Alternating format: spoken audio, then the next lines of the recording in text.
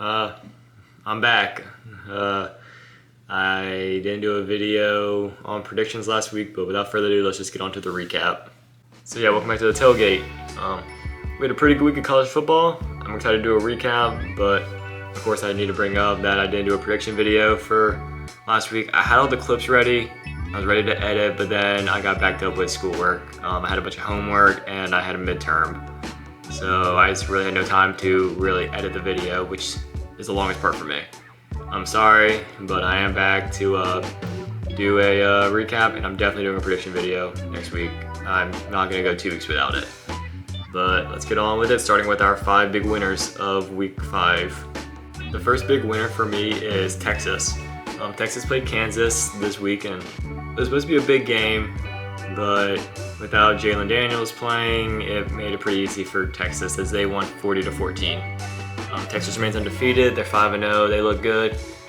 Kansas kept it close for a little while, which surprised me. I really thought with Jason Beam playing, it would just be no shot that Kansas could keep it close, but they did for a bit. But Texas adjusted, and it was just over after Texas made it 26-14. There was just no shot anymore. It was a good win for Texas, but you really wonder how different it would have been if Jalen Daniels played, as that's really Kansas' whole offense. So it sucks, but it's still a good win for Texas. The next big winner for me is Oregon State as they beat number 10 Utah 21-7. This was a very defensive game for both sides. Both teams played amazing on defense. It's just Utah showed how much worse they are with no Cam Rising, because Oregon State's offense didn't play that great themselves. DJ Uiagalelei played pretty average. The big player for Oregon State was Silas Bolden, as he had 100 receiving yards and 50 rushing yards. And the reason for that was his big 45-yard rushing touchdown that made it 21-0 at one point. Again, it's just Utah is just really in trouble with no Cam Rising. Nate Johnson played really bad. Their whole offense was just gone.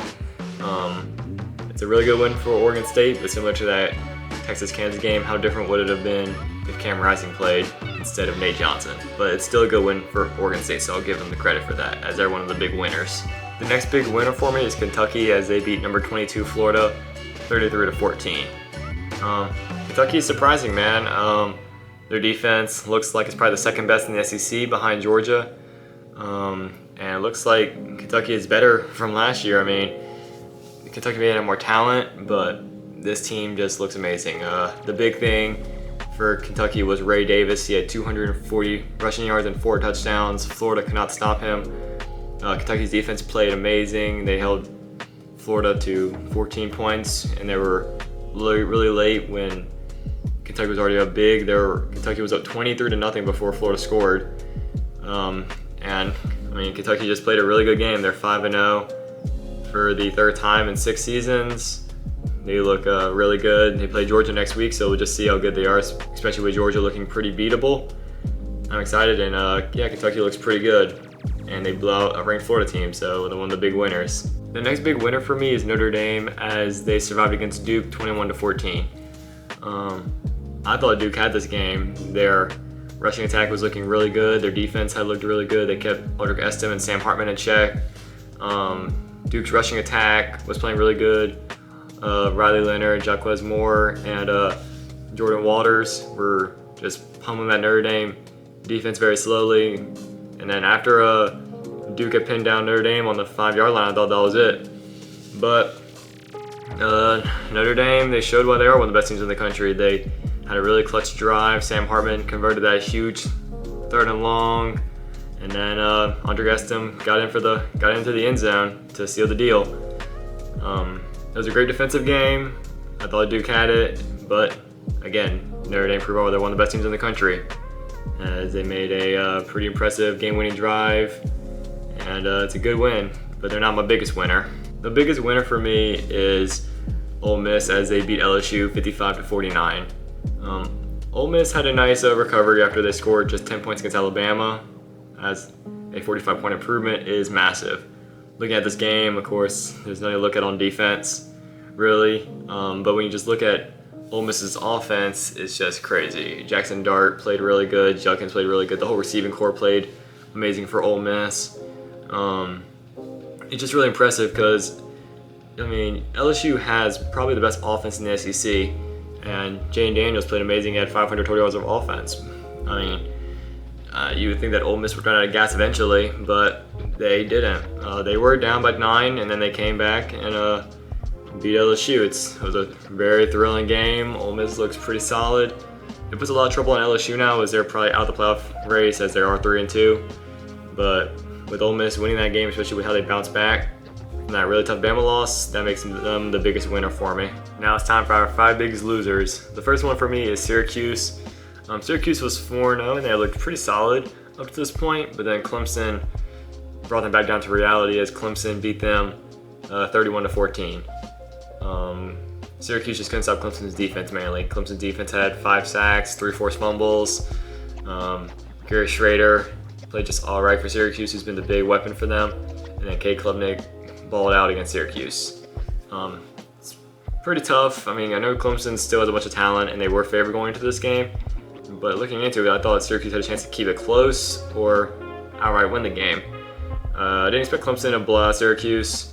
And it's pretty disappointing considering that Syracuse was undefeated and they hadn't looked too bad up to this point.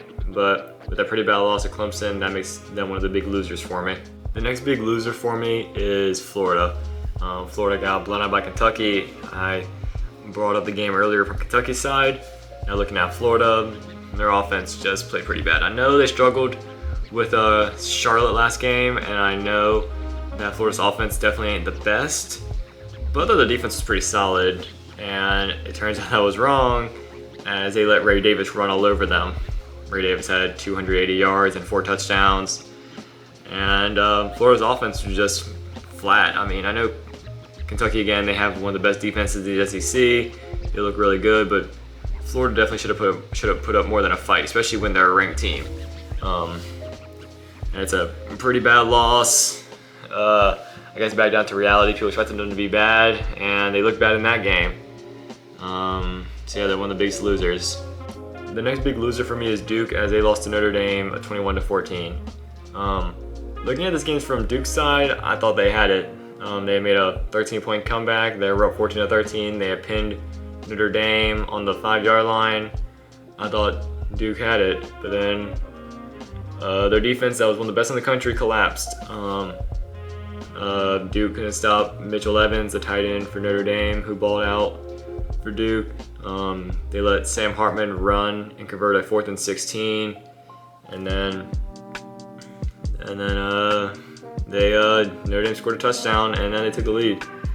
Duke did have a chance to score and bring the game to overtime, but then they couldn't, and then Riley Leonard got a high ankle sprain, which really hurts for Duke depending on how long he's out for, especially with Duke's schedule only getting harder from this point.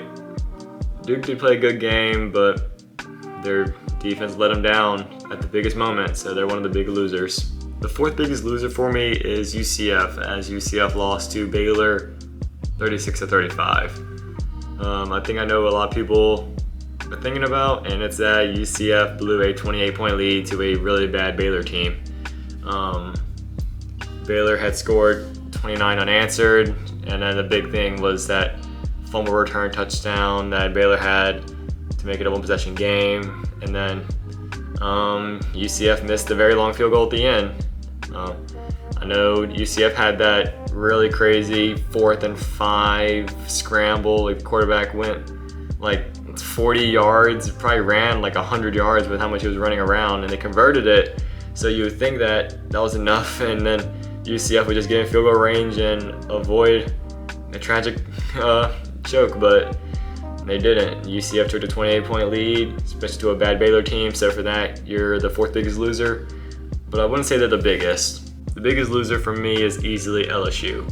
LSU was favored going to this Ole Miss game. Their offense had looked amazing, and their defense let them down. LSU's defense allowed 706 yards and 55 points. I watched the whole game because I'm an LSU fan, of course. I mean, Ole Miss converted almost every 3rd down, it felt like, and it was always a big play. LSU, their defense was terrible. I mean, they wasted possibly Jane Daniels' best performance of his whole career. Jane Daniels had 512 23 yards of total offense, 5 touchdowns. He was playing like the Heisman. This looked like this was his Heisman game, and his defense let him down. I know LSU had some very questionable play calling on that last drive with that really bad rollout, 2 false starts. But LSU made it winnable as Jane Daniels did throw a good pass at the end, but just went right through the receiver's hands. And Ole Miss got the big win. And like I said, with LSU being 3-2, they're definitely, if very, very slightly, chance to make the playoffs, but they're out of it. They're 3-2. Their schedule is not very difficult. It looks like they're done for. So yeah, LSU is one of the biggest losers because it's just bad. I mean, Ole Miss looked terrible against Bama, and then you allow 506 yards to a team that only scored 10 points the last game. It's pretty bad, and that's what makes LSU the biggest loser for me. So those are my 5 biggest winners and losers. Now, after this week, who I think are the Heismans. A lot of these Heisman guys were on bye weeks and all that, but I think the list is practically the same. Still think Michael Penix is the #1 guy. He didn't play that great against Arizona, but he still played good, so I still think he's the clear Heisman right now. And then behind him, it's just basically all the same guys I said last week. Caleb Williams, Quinn Ewers, Jaden Daniels, Cameron Ward, Bo Nix, Sam Hartman is still kind of there, and then Audric Estem, and then maybe Ray Davis after how he played. He's kind of climbing up there, but it's mainly a quarterback award. It always has been, and this year definitely is with how many loaded quarterbacks there are. But I still think Michael Penix is the clear front runner for the Heisman. Now it's time for my favorite part, comparing the AP poll to my polls. You can always tell which one is which, as ESPN looks a lot nicer than mine. Mine is made on Google spreadsheet. There's a big gap in quality. Looking at my polls, the top 10 has stayed relatively the same from last week. Just the big difference is my #1 team. Georgia did not play that great last week, and I know Ohio State was on a bye week, but I think with Notre Dame beating Duke, it makes Ohio State's win look more impressive.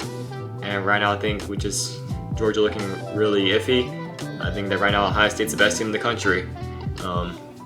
They have the big win against Notre Dame, and they just look good overall.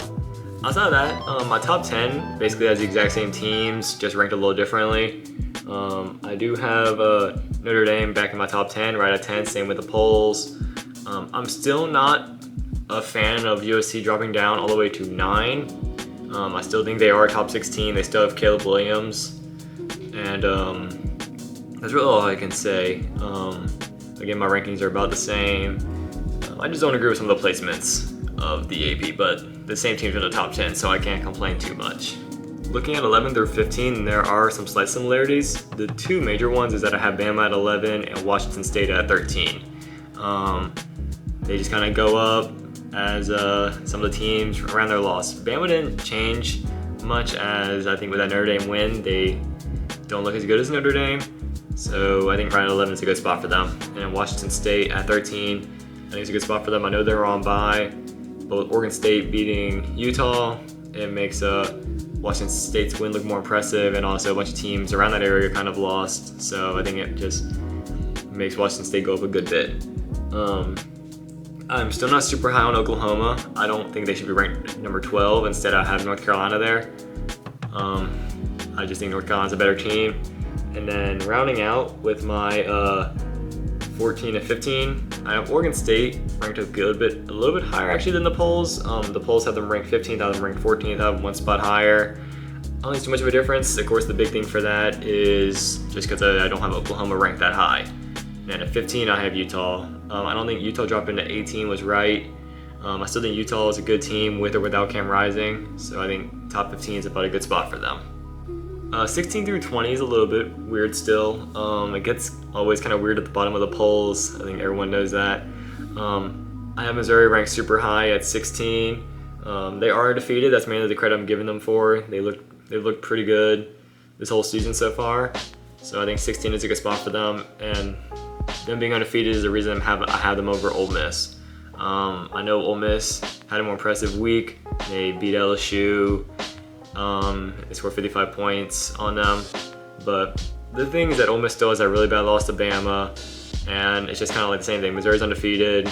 Ole Miss is 4-1. So that's mainly where I'm looking at. but I only have Ole Miss one spot lower than the actual polls, so I don't think it's too much of a difference. I do have Tennessee ranked a good bit higher. I had them ranked 18th in the polls compared to 22nd. And that's because I didn't jump a lot of teams ahead of Tennessee.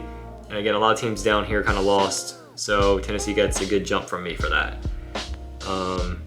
I have Duke at 19, same spot as the polls. I think that's a good spot for them.